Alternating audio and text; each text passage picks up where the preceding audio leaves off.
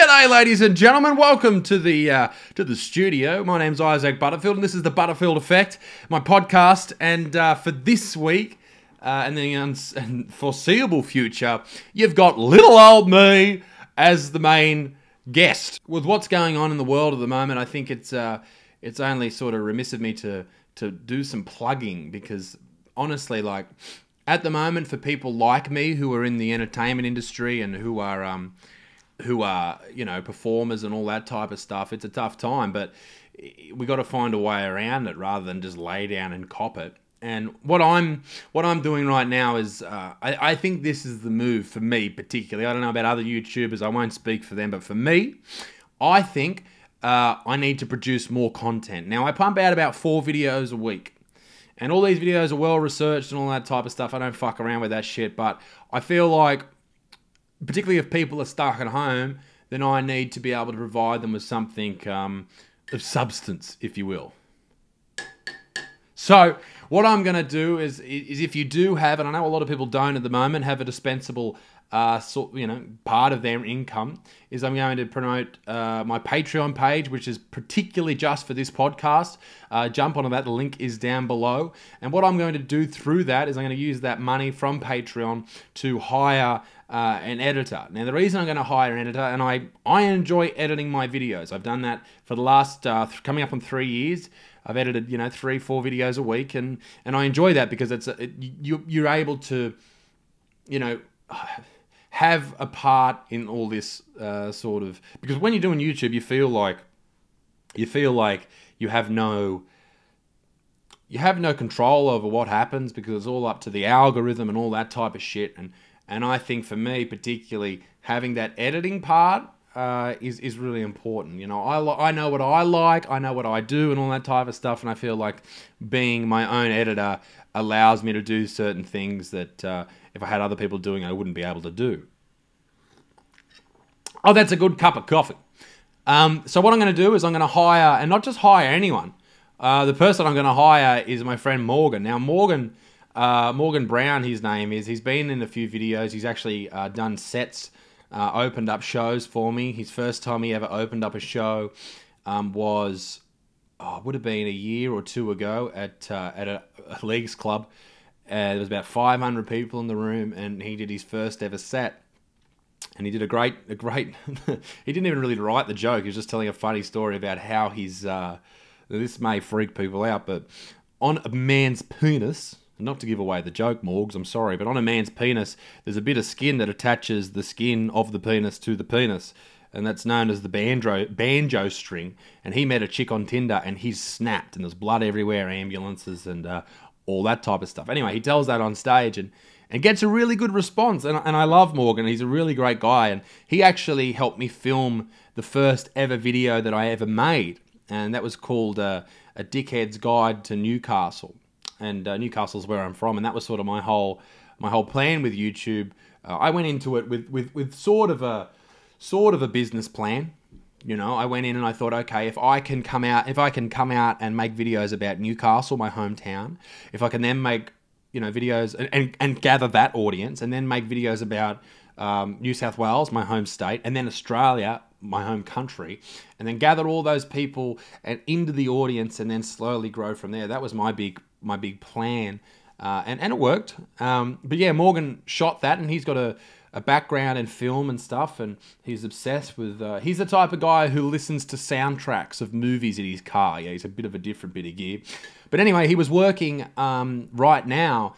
Well, he just got back, actually. He's in quarantine at the moment for the next 2 weeks. But he was working over with Disney on Ice.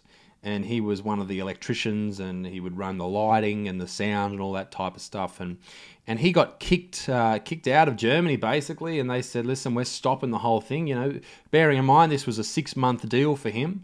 With Disney on Ice, traveling through Europe, a job of a lifetime. He doesn't have a missus here or a family or anything like that. So he's got his family, but doesn't have like kids or anything like that. He's 25, I think. And they said, listen, we've got to shut it down, like they've shut down everything else. And he came home, and he's quit his job. So I think it'd be good to be able to pay him to do something that he would enjoy, and also be a part of something that he helped build. And that's what the Patreon pledges would be a part of. And we're at $1,000 a month now, and I'd love to get to 2,000 because I'd love to put out videos every single day if I can. But anyway, that's the goal at the end of the day, is just to put out as much content as I possibly can so that people like you watching this have something to come home to every day. And even if you don't watch every video, I know that that's sort of the case with a lot of things that I put up. And, you know, I'm like that with a lot of YouTube channels as well. I don't watch every single video, but it is there if I want it. Oh, fuck, that's a good coffee. and that's what I want to be able to provide for every single one of you people at home. And the second thing you can do if you are interested in helping support this podcast is go to my merch store. Now, I've got a lot of merch on sale, a lot of new stuff. We've got a new logo. We've got heaps of cool stuff coming out. We've got the undies. We've got socks coming out. It's going to be sick. We've got bottle openers and shit. And it's just a good time because all of that stuff that I ordered, and I'll get into this in a little bit more detail in a moment, was for Melbourne. And the Melbourne Comedy Festival, and you know, we planned for 24 nights and 400 people at every show. So obviously, I ordered a lot of merchandise, and now it's sort of just sitting in storage. Fucking hell! But it's good stuff. It's comfortable stuff. So if you want to support this channel at this moment, you know how a lot of my videos get demonetized. Please go ahead and head to the merch channel, or head to the merch store rather, or even go to the Patreon if you do. And and if you don't have that money to spare, then share this video or share something from my channel. Or if you don't want to do that, then leave it a like or a comment. And if you don't want to do that, then suck a fat dick. You do you, baby. Whatever happens. But it's been a tumultuous couple of weeks, hasn't it, ladies and gentlemen? Holy shit. You know, I freaked out about doing this podcast by myself, and because, you know, I want to sip a coffee, and you're just going to have to listen to those fucking slurps, those little slurpees.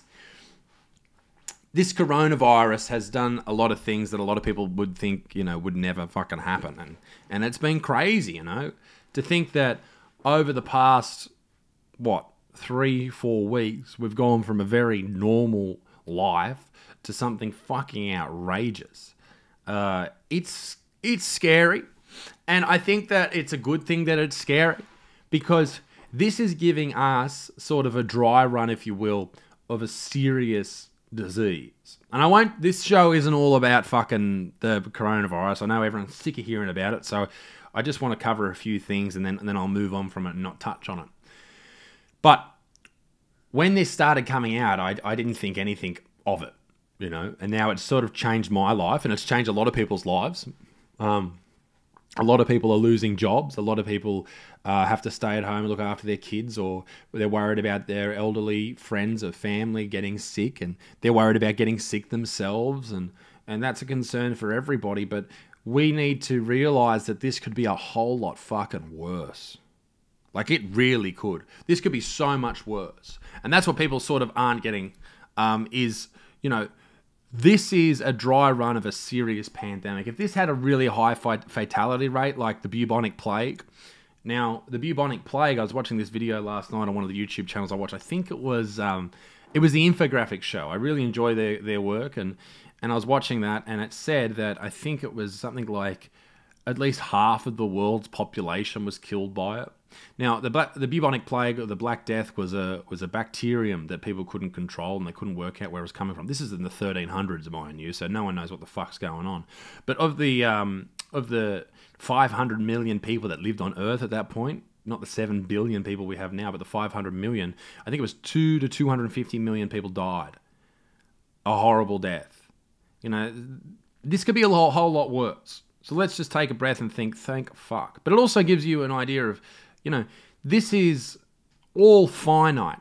This life we live, where we go to work and we come home and we watch YouTube, we watch Netflix or whatever, and we go to the shops, la-di-da, we go to the gym, we go to the footy, we go to the pubs, nightclubs, whatever. You know, we're all so used to that. But this is almost like World War III, except we're fighting an invisible enemy, and we're not fighting them with guns. And I think that this is a positive thing for us. I think it'll actually bring people closer together. Like, you may have noticed over the last couple of weeks that no one's talking about gender roles. No one gives a shit about that anymore, because they're the real things that don't matter in this world. At the moment, life and death matters, and that's what people are really holding on to. And I mean, when Tom Hanks was diagnosed with it just a couple of weeks ago. And then Idris Elba, people started going, oh my God, these Hollywood stars have got it and all that type of stuff. And that's one of the questions that I had about this whole thing was, people were freaking out about that. But then when Tom Hanks was cleared of having he's not cleared of it, he recovered, no one in the media really said anything. And I thought that was really strange. But thankfully, most of the symptoms for people are mild to moderate, if you're symptomatic at all. And unfortunately, a lot of people do suffer and do die. But there's also a lot of misinformation too. I remember people it's weird, right? It's weird because some people on different sides of politics seem to want coronavirus to be more deadly, and the other side want it to be less deadly, even though they're looking at the same numbers. There was a big left-wing journalist in America who came out talking about a Portuguese, I think, forgive me for this, but a Portuguese soccer coach who was 21 years old and died. He said, look, this is real. Corona can kill young people. But that dude had leukemia at the same time. So I think a lot of the times, particularly with young people and old people too, you're not looking at the morbidities that these people have when it comes to their death. And I think that's something that's really important. But for me, it hit hard because it hit hard in two ways. I had my mother's birthday the other day, and my grandma was going to come over, and I had a bit of a cough, and I was concerned. I don't think it's anything too bad, but if you listen to the media or read Twitter, people are like, fuck you, don't go near anyone. And so I sort of shut myself down, and I rang my gran, and I was like, I really don't think you should come over. In fact, I don't think you should leave the house for a couple of weeks, just bunker down. I said, I'll bring food to you. I'll bring you some hand sanitizer, and I'll leave it out the front, and, wash your hands afterwards. You bring it inside and stuff. And I feel bad because she's like, it's got to be scary for her. I sent her some flowers the other day and a little teddy bear because I felt really bad about, saying fucking don't come over and shit like that. Like it's a bit sad with that, but I know everyone's suffering. And with Melbourne, so the Melbourne Comedy Festival, right? I've been planning for that for about a year after last year's. I had a great time last year, and we did a room. It had about 250 chairs, and we sold it out almost every night. I think the first couple of shows weren't sold out, but then after people got word that the show was good, and I'm not trying to fucking piss in my own pocket there, but that's what the review was. Even though no reviewers came to the show, cocksuckers. They came in their droves, and now so I'm planning for that. I'm writing for it, and then 2 weeks out we get told no Melbourne, and then we get told that the accommodation that I had planned, and Zach, my tour manager, he'd organised all this, and I was staying with Frenchie, as I did last year, and he's a great dude to stay with, and to room with, and we're talking like for a month, I don't know what it was, like $3-4 grand or something for the both of us, and in a nice hotel, which was close to the venue. That's the most important thing. Otherwise, you can spend less on a hotel or Airbnb rather. That's what we're talking about here. You can spend less on that, and then you're paying $20-30 Uber there, Uber back. You may as well pay a little bit extra and be close to the venue, walking distance, if you will, and then, we were told by the Airbnb after that we're not going to get our money back. And then the venue was sort of considering not giving the money back. And the venue hire was something like $20,000. It was fucking insane. And then that sounds like a lot of money. And it is a lot of money. But that's, you spread that out over 24 nights. And you take a little bit of a cost, each unit cost out of every ticket. So it sort of makes sense from a business standpoint.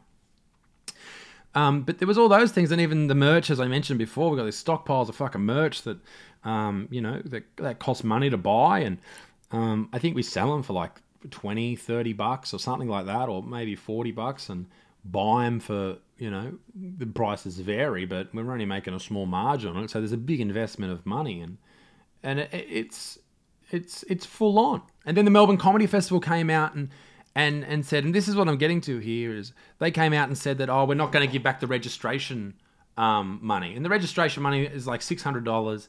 And the thing with that is, okay, I'll cop that on the chin, all right? We're losing all this cash, $600, whatever, fuck it. But there's other people out there that are losing all this money and they don't have an income. Thankfully, I have an income through YouTube, but a lot of comics don't. And a lot of comics don't deserve it either. And what I mean by that is a lot of comics talk shit about people like me, like Frenchie, like Neil Colhatkar, like Friendly Geordies, these people who put content out on the internet, but now who's fucking laughing? You can't go and do your $50 shows. And we're still, afloat. So suck a dick, fuckheads. But it was a shame. And then Melbourne came out and said, no, we are going to give the money back. And thank fuck they did that, because that would have been a PR nightmare for them. And I guess that they would have spent the money on wages and shit, but at the end of the day, you got to do what's right in these situations, and everyone's losing money, everyone's missing out on certain things, and sometimes you just got to bite the bullet and say, fuck, we it's not going to go well for us, but it's got to be done. Zach Wild has just messaged me. Remember that time you kissed a man? No. Fuck Zach. So, writing is continuing for me. With the extra time I now have to write a new hour, and that Outlaw show will go around the country. That's what's exciting. That'll get announced once we know what's going on in the world, but there will be a big tour. I think that's what everyone needs, not just from me, from a business standpoint, and from a performing standpoint, because I fucking miss doing comedy. I miss getting on stage. I miss meeting people who enjoy my content and my shows and stuff, and I do miss that. But I am going to make this the best hour I've ever written. That's what I'm really trying to do. So not only am I writing continuously, I'm also scrapping ideas. If I've spent 3 weeks on an idea and it just doesn't work, I'll put it on the back burner and maybe it'll make sense in a couple of years. In fact, last year with the show that I did, it had a joke at the end of the closing bit. I wrote that 4 years beforehand and I could just never get it to work. And then that year I got it to work, and it became part of the show. And I guess that's a lesson for any comedian, whether you're just starting out or you've been involved for a long time. Keep working on ideas, because one day you might have a great idea in your head. Like I've got an idea in my head about what is it? It's just escaped me. That. I think it's funny that when we see people running in the street, like they're doing jogging or exercise or out by the beach or whatever, that we just assume they're doing exercise. Like, what if they're actually running from something? Now, I think that's a funny bit, but I don't understand how it'll work. But I'll always keep that in the back of my mind, because I feel like one day I might be able to make that work. I don't know how at this point. But anyway, let's get off the topic of coronavirus for the rest of the show. I've got some notes here of things I wanted to talk about, and there's no more coronas in there. No. Good. What I wanted to talk about was I wanted to send a congratulations to my friends over at Fairbairn Films, Jacksons and Lamb, Lachlan. Congratulations, guys, on 1 million subscribers. You will never reach my numbers, you fucking pigs. Fuck you. But they've really turned a corner with their content too. They've been pushing out as much content as possible, and I'm really proud of those guys. And they're very, very nice young fellas, and very different human beings. They're very well. Jackson's a very country boy, and Lachlan's just in it for chicks, so whatever.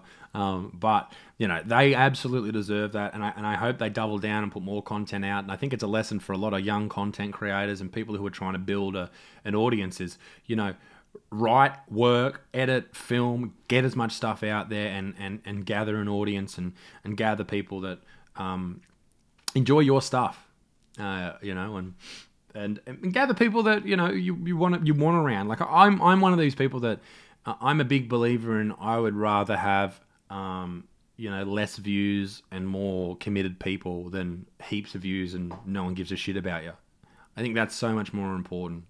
Like people who are watching this video now and people who are watching like the longer form videos and the documentaries and shit. And I think they're the most important fans, subscribers, contributors, whatever you want to call each other. I think that is really important because without those people, they're the people that they're like with a pub. You have your regulars, you have your people who keep the place operating and running. And I think that's the most important part of all of that. So to Fairbairn, I raise my cup of fine coffee. Oh, God, it's a good cup of Joe. Fuck, I make a mean coffee. But I move straight on to Sugar Daddies. We've got a video up this week. Actually, I think it's going up next week. I've got a video coming up next week about sugar daddies, and I recorded it last week, and then I thought I'd push it back because I had a more topical thing come up. But I've got there's a lot of girls in Newcastle, and this is why I sort of started talking about it. There's a lot of chicks in Newcastle right now where I am, and at the university. I think per capita, Newcastle University has more sugar babies than any other university in the country. They're all on seekingarrangement.com. I might actually go to seekingarrangement.com. And the thing is with this, like, I get it that you want to, do whatever you want to do. I don't really give a shit. But the chicks that treat it like, oh, I'm a fucking, I'm an entrepreneur. I'm doing this and I'm building my castle and all that. Why is it on Wikipedia? I don't like that. I think that's a fucking cop out because you're not trying to build your castle or build an empire. You're full of fucking shit. You're just a big whore. This is what these websites are. They're just rooting things. Okay, so when you go to Seeking Arrangement, right, it comes up with, who are you? I am a sugar daddy. I'm going to say I'm a sugar daddy, and I'm looking for a sugar baby. Ages 18. It starts at 18. That's a good start. To 99. I'm going to lock that. Yeah, fuck it, we'll do it. Find my match. Does it come up with something straight away? I hope so. Yeah, I'm 18 years old. Don't be abusive. No scammers, frauds, or catfishing. That's us. No low quality photos. Okay. Oh, you got to sign up. Oh, fuck you. All right. Well, we won't worry about that. But I've had an interesting sort of relationship with the whole sugar daddies and the OnlyFans and all that type of stuff. Because I'm someone who likes to think, laterally, and I think if I had a daughter and I found out that she was doing that, I would be so fucking ashamed. Like, is that bad for me to think like that? To think that, just because a chick's selling a pussy that it's a bad thing? Like, I literally think it's one of the worst things you can do as a female is to go out there and say, hey, listen, if you give me a Versace fucking bag, I'll suck your dick. But also, like, do whatever you want. And that's the sort of thing you got to weigh up here. Like, if you want to suck some dick, you suck some dick, baby. You go in there and you deep throat that motherfucker. You better get a good Versace. It better not be fake. Better not be fake Gucci. If you're gonna suck some wrinkly old balls, that better not be fake fucking Gucci. I bought a fake Gucci. What was it? Like a wallet in Rome on the street there near the Trevi Fountain. And the dude says, "You want a Gucci wallet, 100% real." I was like, "Fucking righto. How much, mate?" He goes, €200. It's 200 euros. Fuck, it's a bit expensive. Oh, mate, no, it wasn't 200 euros. It was 120 euros. All right, how much is a Gucci fucking wallet? Gucci wallet. Gucci wallet. Okay, $460, $530, $715.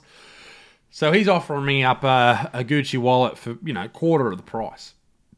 And I sort of played around with him and I said, mate, I'm not giving you 120 euros. Bearing in mind euros, you're basically 75%. Add 75% on, and that's the Australian dollar.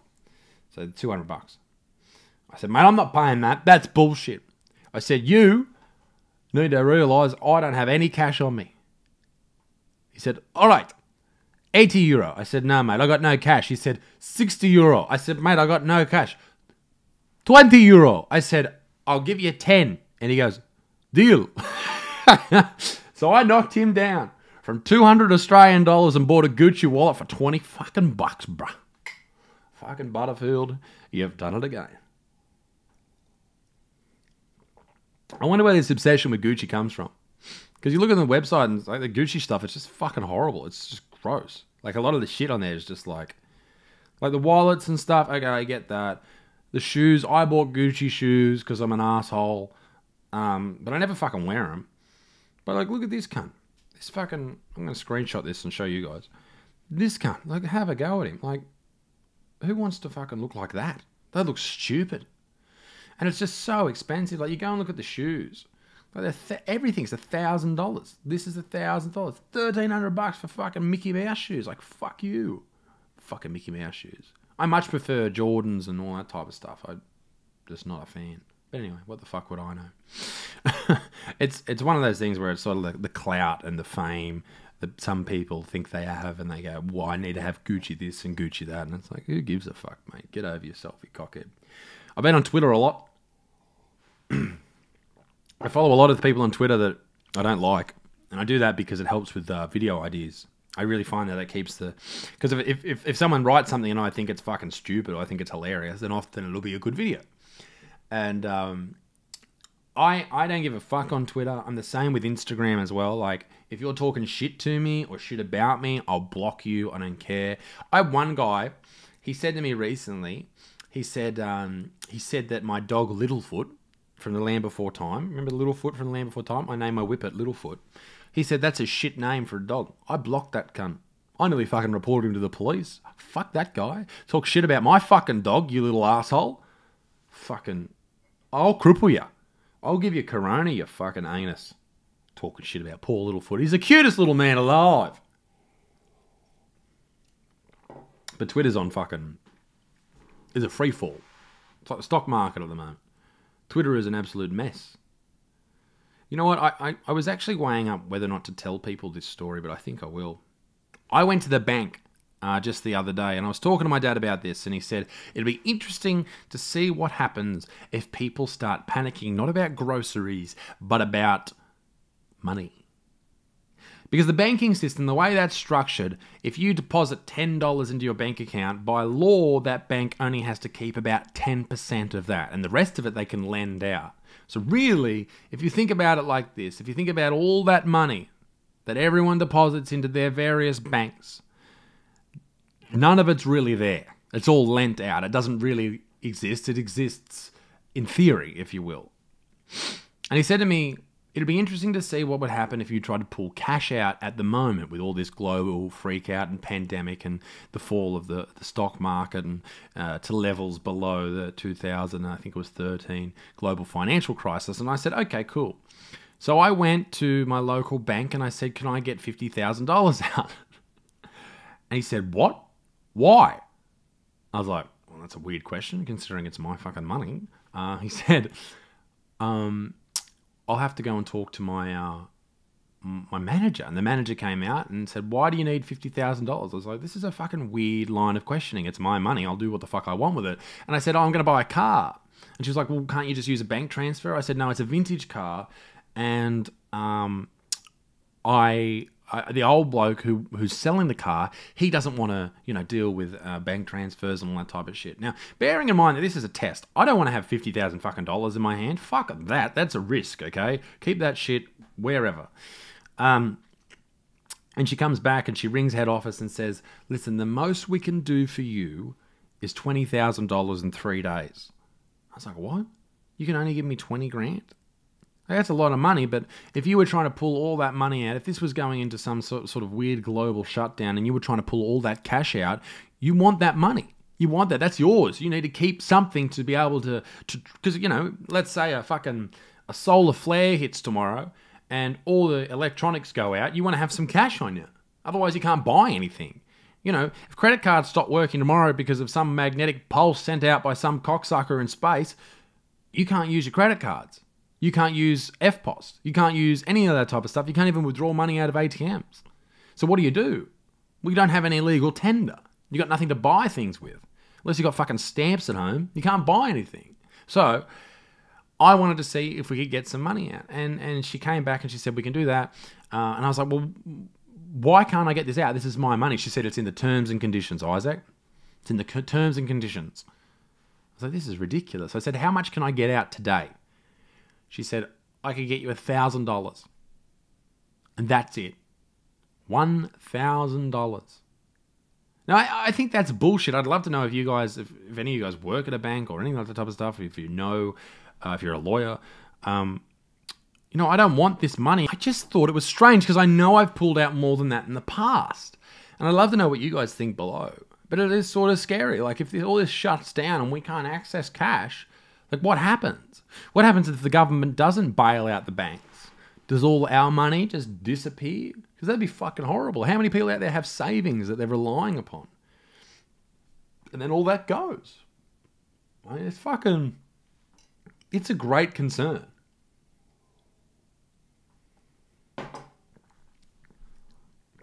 Oh, God, that's a good cuppa. I also want to ask you guys a question. I want to know what you want to see this year. Do you want to see more content on vegans, on cyclists? Do you not want to see that? Do you want to see... I don't want to be one of these people say, hey, what do you want to see next? It just means you're out of ideas. But I do want to know what you guys think. And please let me know in the comments section below. Back on the topic of, not the coronavirus, but the sanctions that have been put in place. The UFC have come out and said that they're going to try and do the Tony Ferguson and Khabib Nurmagomedov fight.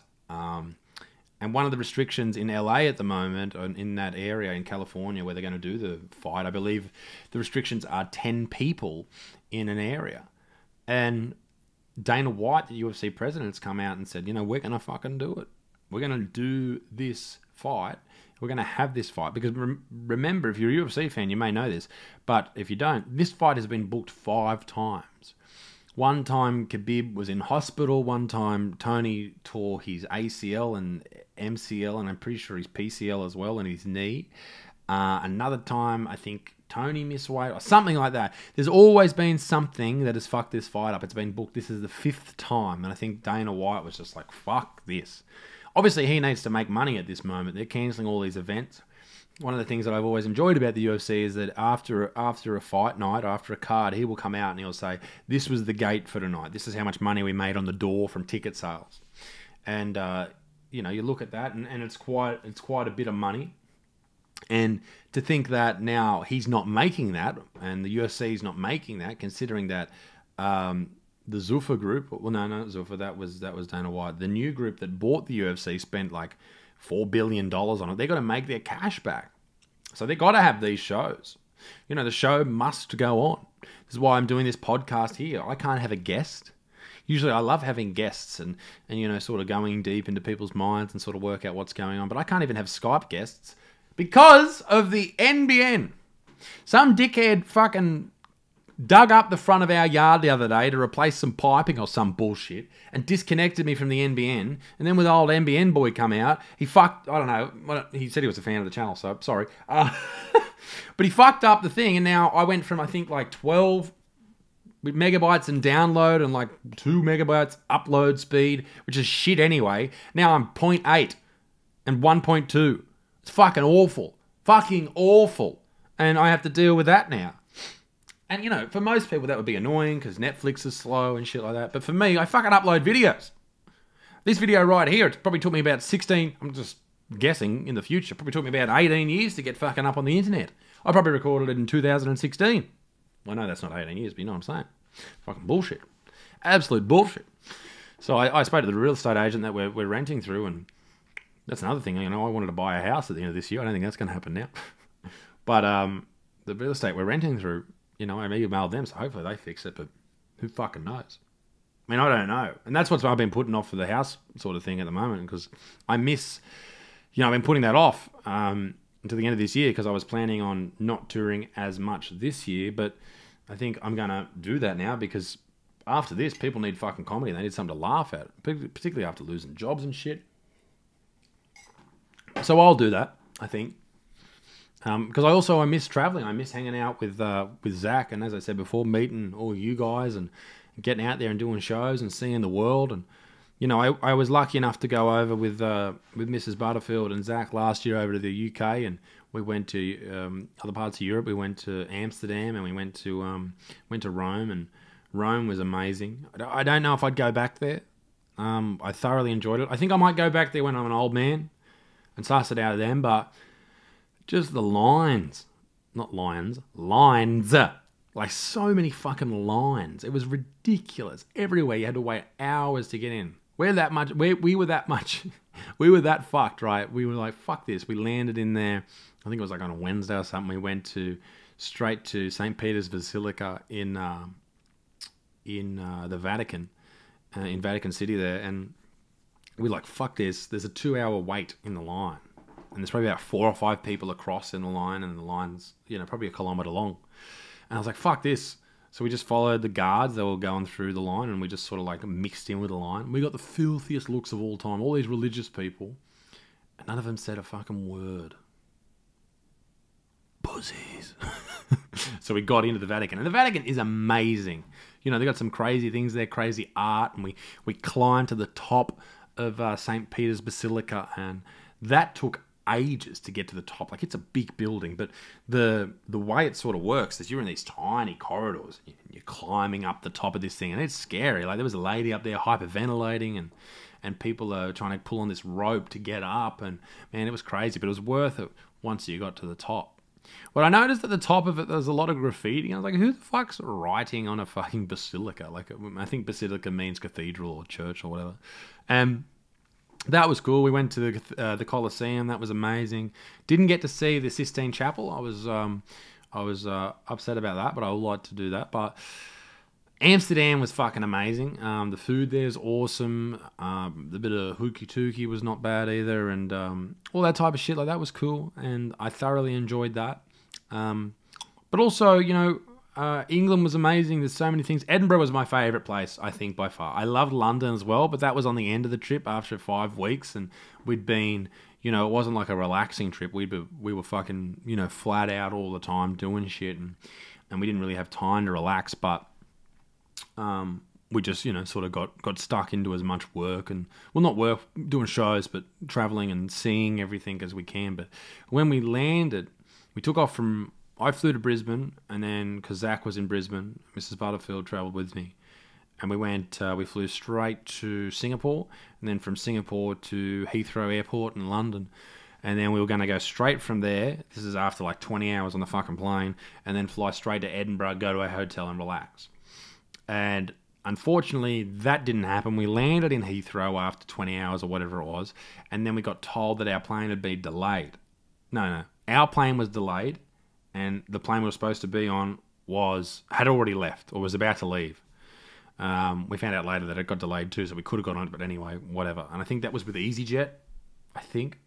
But we got fucked around. And so we go down to get the tickets from the lady at the desk, and she goes, "Oh, you're not on this flight." And we're like, "What? No one's told us about this." Like, you know, the Singapore Airlines was supposed to sort this, and they didn't do it. And Zach got on the fucking, the email was blowing up because he thinks he's all high and mighty. And he was like, "Mate, this is bullshit, you know. We need to be looked after here, and we're not getting looked after, and fucking this and fucking that." And I remember him just blowing up. So we thought, fuck it, you know, we'd probably have to wait an hour or so. We'll go and have a drink. And then we found out that actually we had to wait 7 hours. So we ended up just getting on the piss in the middle of Heathrow Airport at some weird seafood bar. And when our flight got delayed, we got given some fucking, what are they called? Like little vouchers, little gift cards for £20 each, which wasn't bad. And then when our flight got delayed the second time, we got another lot. So we had £120, which I shouldn't guess. I should actually see how much AUD to GPD, Great British Pounds. Yeah. So 120, $250. Fucking hell. Well, that's the Australian dollar now. So that's a bit shit. Let's say fucking $220. So we drank that in about an hour, and then we ended up spending about $500 fucking dollars there and getting on the sauce, and then we ended up getting to Edinburgh, and this is 36 hours later or something ridiculous, and we got there. But Edinburgh is such a beautiful place. Like, the air is crisp. As soon as we got there, my mentality was, okay, I've tried to sleep on the plane, couldn't do it, so I slept a little bit, maybe 2 hours. Fuck, you miss laying down when you're sleeping upright. And I said, okay, what I'm going to do is well, this is a plan for the whole group. We're going to stay awake until 10 o'clock at night, and then we're going to sleep. And that worked. We did that, but that afternoon we went and had a look around the town. We went on, joined a tour group. Man, just to come from Australia where our history is so short, and then go over there where there's hundreds and hundreds of years of history. It's just so amazing to hear all the stories about the murders and the ghosts and the buildings and the ideas and the concepts and where people were hung, and just a beautiful place. And we went to Edinburgh Castle, and man, that is a crazy place to be, in a place where so much history has happened in that one spot. And it's the same with the Tower of London in London, in England. It is just crazy. It's just, your mind struggles to comprehend how much has happened in that one place. And it did for me anyway. Another thing I'd like to update everyone on is currently how my diet is going. As a lot of you may know or you may not know, I was 130 kilos about 5 years ago, and I lost 36 kilos, got down quite low, got down to 94, and I'm 6'8", so 94 is pretty skinny. I saw a photo the other day and I was like, I fucking look sick. But that was through eating a ketogenic diet, which is no carbs, under 20 grams a day, no sugar, and high fat, moderate protein.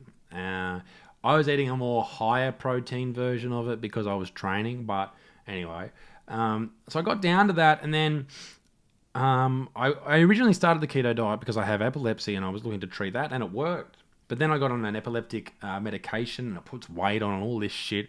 Mix that with poor eating. It was also at the same time I got diagnosed with anxiety, and I started having panic attacks randomly. And I would comfort eat. So I'd eat a lot more. Anyway, long story short, I put on a fair chunk of change. And so the heaviest I got to was 125. I'm now sitting at 118. And that's because I got back on the keto diet, and I'm getting stuck into it pretty hard. And this is it's a mix with some beautiful coffee and some MCT oil powder. And that's what I have basically for breakfast. When I'm recording this, it's 1 o'clock in the afternoon and I haven't eaten yet. I've trained and all that type of stuff. So that's sort of how and I'm not hungry. So it's quite a good diet. I honestly encourage everyone to do it. And I'm finding it really good. I've got a ketone breath meter as well. I've been blowing into that bastard and enjoying that. And I'll have to show you that maybe next week. But I think it's just such a great way to sort of to lose weight, and particularly at the moment where everyone's stuck inside and they can't exercise as much and all that type of shit. Getting stuck into a keto diet is fucking smart at the moment, because if you can do that, you don't have to worry about running and all this type of stuff every single day. Like, you need to get your exercise in, and I train. I try and every single week get at least 8 sessions in. So there's a couple of days there where I'm doing 2 days and all that type of stuff. And through doing that and through actually setting a proper program, and I might even actually put my program out there if anyone's interested. I found that the weight I'm lifting and having it on my phone to know what I lifted last week, and I need to make sure I do that again this week. I find that such a better way to achieve goals, and I'm breaking PBs. My bench press was shit. And now it's at 120 kilos, and I'm really, really proud of that because it was just terrible. So finally, I'm doing, my body weight on the bench and all that type of stuff. Stuff I should have been doing years ago, but I'm making my way back, making my way downtown. And so I think that that's really important for me. But my keto diet's doing well. I cut back on calories in it as well. I felt like I was eating too much, and the weight wasn't shifting as much. And another one was I was eating these protein bars that had xylitol in them. And xylitol I found out recently because I was measuring my blood ketones through my little breath meter, and I found out that this xylitol actually reacts in your stomach, in your digestive system as a carbohydrate. So it was spiking my blood sugar, and I didn't know that. And I was like, "Fuck! I've been eating these for fucking months," and so I wasn't losing weight. But now that I've cut them out, a week later, dropping the kilos down, which is really, really good. And so I'm really pumped with that. Now, on Instagram last week, I'm going to finish up with this. On Instagram last week, I did send the message out. I said, ask me anything. And I got a fuck ton of responses. So let's go through some of them right now. What does your dick actually smell like? This is from Frenchie. Thanks, mate. It smells like a foreign French cheese. Ooh, yes. This is from the Red Bearded Lesbian, Zach Wild. Your tour manager, Zach. Best looking bloke in the game. Absolute smoke show. He is the grossest man that I've ever met, Zach Wild. He shits. Diarrhea shits every morning. That's how healthy he is. Absolutely gross. Why are you so awesome? What can I say? Have you fucked a vegan? I have not. Although you're an Aussie like me, and not my people say yes. Do you like Disney, Isaac? Well thought out question, sir. Yeah, it's not bad. Will your Sydney show be cancelled? I fucking hope not. How much does my dick stink? Why is everyone fucking asking that? It smells moderate amount. Who is my favourite actor? I love Will Ferrell, as far as comedy's concerned. John Hamm from fucking Mad Men. I love that show. Can you please give me a shout out on your video? No, fuck off. When will my new special be released? Soon. We want to give it to the people. You gay? Nope. Why are you so good looking and funny? What can I say? Am I dead inside? Not really. What is my opinion on Dave Chappelle? Oh, I love Dave Chappelle. How's this for a fucking story, right? So my friend Adam Greentree rings me.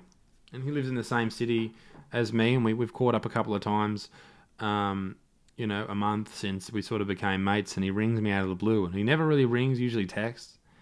He said, hey, mate, how would you feel about after Melbourne Comedy Festival flying to New Orleans in America and going to Joe Rogan's show to meet Dave Chappelle and Joe Rogan? I'm like, fuck yeah, man, let's do that. And we set it up. We bought the tickets. Everything was planned. And then the fucking coronavirus turned up and ruined everything. And I know most of you guys know that Joe Rogan's my fucking comedy hero. And that was fucking bullshit. Absolute bullshit. I'm shattered about that. Do I have any toilet paper? I ordered some online. It hasn't turned up yet. What the fuck? Am I a metalhead, or do I just put Enter Sandman as my entry music? Well, when I do shows, I usually have Enter Sandman as my going on stage music. And I'm not really a metalhead. I just enjoy that fucking song. It's not bad. I got a photo with you in JB Hi-Fi back in January. A moment I'll never forget. What, being in JB Hi-Fi or meeting me? Because JB Hi-Fi, not bad. How long's your schlong? Not very long. Can you be a politician? Not a chance. How long did it take you to grow the beard? A long time, all right? A long fucking time. Who do you think is going to win the NRL this year? Go the Knights. Why don't I start my own church? I don't know how to. How was your Tassie trip? Terrible. It was all right. I didn't mind it. Tassie's just a weird sort of place. How big is my dick? What's fucking wrong with you people? When did you really want to pursue comedy as a job? Since I was probably about 12. I really started to think of it as something I could do as a profession, and I'm very lucky to have started that. And if this disease ever fucks off, then I plan on continuing it. Any advice for getting better speech at public speaking? Mate, honestly, to become better at public speaking, the only way to become better is to do it more. Do it as much as you can. And I've always enjoyed it and I've always done it, but I still get nervous before I go on stage. You just got to get out there and understand that everyone who does stand up, everyone who public speaks, is nervous, is worried. And if you're not nervous and you're not worried, you don't care, and that's shit. You should care. Particularly for me, like that's what I get most nervous about is I have people in the audience that have paid good money and they've spent their hard-earned wages to come and see me perform, and I don't want to let them down. That's my big fucking thing. Can I please kiss you? No, Smithy boy, you may not. God, they're all about fucking toilet paper. Why am I so hot? What can I say? Oh, this is fucking shit. These are shit questions. I thought you were going to ask some fucking, what's my dream car? None of your business. Am I still a virgin? Yep. Does my dick stink? Yes, Josie, it does. Have I considered virtual comedy? No one likes virtual. I do that. I do 4 fucking videos a week, you dumb bitch. Jesus Christ. Would I be a sugar daddy? Yep, sure. That was to a bloke. Good on you, mate. Have I ever regretted a joke on stage? No. What's the difference between your condition and epilepsy? Oh, it's a fucking whole thing. It's like, it's a weird... What happens with my epilepsy is I lose control of my head and that sort of starts happening. I go blind in one eye. It's a fucking mess. But thankfully, I don't have that anymore. I'm medicated for it, but it's something. The medication is something I'd like to get off at some point. But don't we all? We all want to get off. These questions are fucking shit, ladies and gentlemen. There's a fucking fair chunk of them. Anyway, I think I got out of. So I put the questionnaire thing out. I said, ask me anything, and I think I got something like 4,000 responses. So I just went through and screenshotted about 100, and They're terrible. Ladies and gentlemen, I thank you very much for joining me on this show. I hope you enjoyed the podcast, something a little bit different. Let me know down below if you'd like me to do another one of these solo ones. I think I will. I think it was actually quite fun just to get a few things off the old chesticles and talk about what's happening. But once again, you know, there'll be more content on Monday or Sunday. I've been putting up Sunday content too, just a little bit of a toozer for the week. So I hope you enjoy that. Anyway, I'm going to go and have some lunch because I'm very fucking hungry. And peace in the Middle East, mid extinct. Be a good motherfucker. And I'll see you as soon as I possibly can. But if you didn't join this, head to the Patreon page or grab some merch. Ladies and gentlemen, toodaloo, au revoir. Boy.